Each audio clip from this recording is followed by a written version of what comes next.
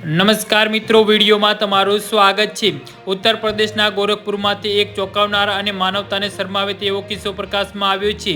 લગ્નના થોડા દિવસોમાં અંદમાન નિકોબાર હનીમૂન પર ગયેલ નવવધુ પર તેના જ પતિએ અનુમાસિક અત્યાચાર ગુજાર્યો હોવાનો આક્ષેપ થયો છે। જી હા મિત્રો, અત્યારે હાલના સૌથી મોટા અને મહત્વના સમાચાર સામે આવી રહ્યા છે।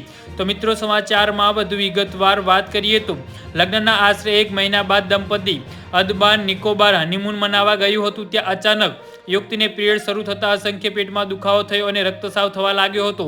દર્દની કરાહતી પત્નીએ સાંત્વના આપવાને બદલે પતિ ગુસ્સે થયો હતો અને તેને પત્નીને લાફો અને લાતો વડે ઢોર માર માર્યો હતો, તેમજ તેનું ગળું દબાવી હત્યા કરવાનો પણ પ્રયાસ કરાયો હતો। જી હા મિત્રો, અત્યારે હાલના સૌથી મોટા અને મહત્વના સમાચાર સામે આવી રહ્યા છે।